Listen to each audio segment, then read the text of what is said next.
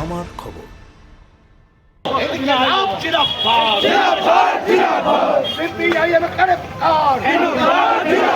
लाल झंडा करे पुकार,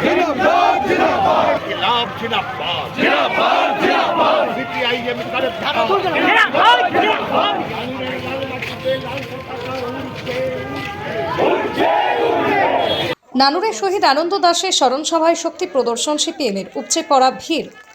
বীরভূম জেলা সিপিআইএম কমিটির উদ্যোগে নানুরে আয়োজিত হলো প্রয়াত সিপিআইএম নেতা ও 5 বারের বিধায়ক আনন্দ দাসের স্মরণ সভা। একসময় নানুরের রাজনীতির অন্যতম প্রভাবশালী মুখ আনন্দ দাসকে নানুরের মাটিতেই খুন হতে হয়।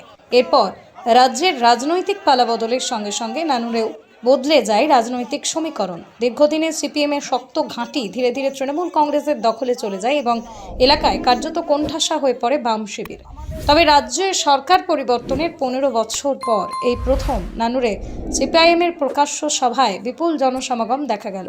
সভা আগে একটি বিশাল পদযাত্রা অনুষ্ঠিত হয়, যেখানে দলীয় কর্মী সমর্থকদের উপস্থিতি ছিল চোখে পড়ার মতো। এদিনের সভায় উপস্থিত ছিলেন রাজ্য সম্পাদক মোহাম্মদ সেলিম, সিপিআইএম নেতা ও আইনজীবী সব্যসাচী চট্টোপাধ্যায়, বোলপুর লোকসভা কেন্দ্রের প্রাক্তন সাংসদ রামচন্দ্র ডোম, জেলা সম্পাদক গৌতম ঘোষ, নানুরের প্রাক্তন বিধায়ক শ্যামলী প্রধান সহ জেলার একাধিক নেতৃত্ব। সভামঞ্চ থেকেই রাজ্যের শাসক দল তৃণমূল কংগ্রেস, বিজেপি এবং রাজ্য প্রশাসনের বিরুদ্ধে তীব্র সমালোচনা, রাজনৈতিক হুঁশিয়ারি দেন সিপিআইএম নেতৃত্ব।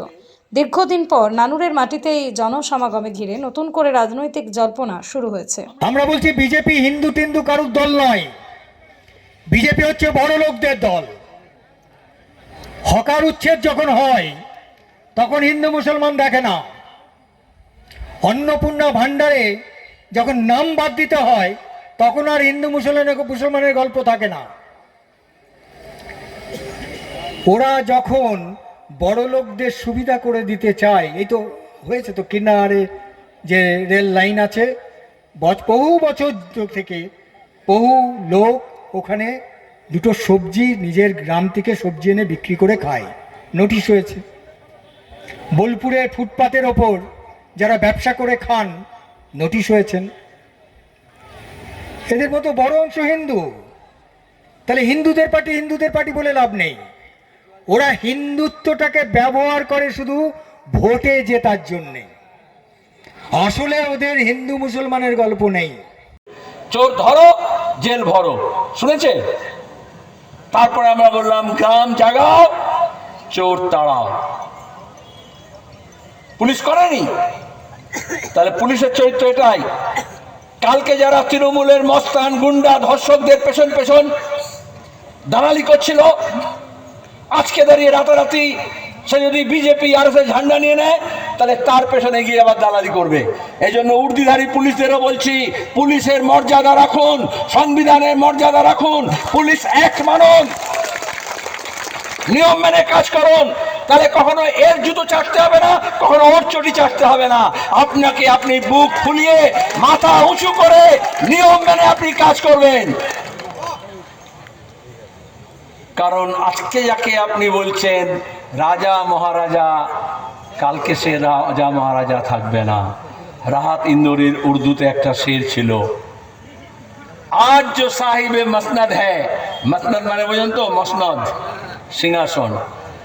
আজ যে সাহেবকে দেখছেন সিংহাসনে বসে আছে, কাল ও नहीं रहेंगे।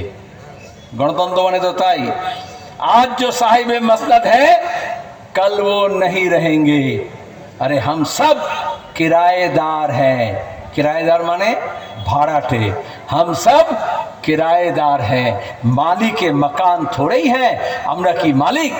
কিন্তু শুভেন্দু হোক আর মমতা হোক, অভিষেক হোক আর শ্রমিক ভট্টাচার্য হোক, যে মনে করে মালিক হয়েছি, তাহলে ভুল করবেন।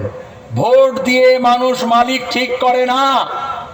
আইসিএসপি ডিএসপি কে বুঝতে হবে, যারা ভোটে জিতেছে তারা মালিক না। মানুষ ভোট দিয়ে ম্যানেজার ঠিক করে। আইন নেই আমাদের। তুমি একটা পার্টিতে দাঁড়িয়েছো, মানুষকে ধোকা দিলে আর গিয়ে আর একটা পার্টিতে লাইন লাগাচ্ছ, এটাকে বলে লেগে পড়ো, ভেঙে পড়ো। এ রাজনীতি তৃণমূল করেছে। শুভেন্দু মুকুল রায়কে দিয়ে মমতা করিয়েছেন। পঞ্চায়েত মেম্বার, প্রধান, জেলা পরিষদ, কাউন্সিলর, এমএলএ কেনা বেচা হয়েছে না? যেমন ছাগল বিক্রি হয় হাটে, যেমন গরু বিক্রি হয় হাটে, হাঁস মুরগি বিক্রি হয়, অথচ কি অবস্থা দেখুন, ভোটের পরে এমএলএ এমপির বিক্রির দিল্লি থেকে কলকাতায় হাট লেগে গেল, কিন্তু বললো পশু হাট চলবে না, গরু ছাগল বিক্রি হবে না, কিন্তু এমএলএ এমপি বিক্রি হবে। তার মানে তৃণমূলের এমএলএ এমপি হচ্ছে আসলে উন্নত মানের গরু বা উন্নত মানের ছাগল, এজন্য ওইটার বাজার এখন ব্যাপক জমে গেছে।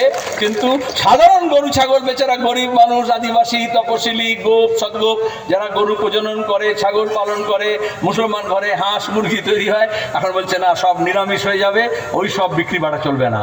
এটা এমনি এমনি না, কৃষকের কঠোর পরিশ্রমে তৈরি সেরা ধানের নির্ভরযোগ্য বিশ্বাস, আধুনিক মেশিনে প্রস্তুত ভিকে গোল্ড রাইস, সেরা সেরা স্বাদ, সেরা সুগন্ধ। সবসময় ভিকে গোল্ড ব্র্যান্ডের ওপর ভরসা রাখুন, কারণ এদের চাল সবচেয়ে সেরা দানা থেকে তৈরি। ভিকে গোল্ড রাইস, সেরা স্বাদ, সেরা সুগন্ধ। দেখতে চোখ রাখুন আমাদের ফেসবুক ও ইউটিউব চ্যানেলে।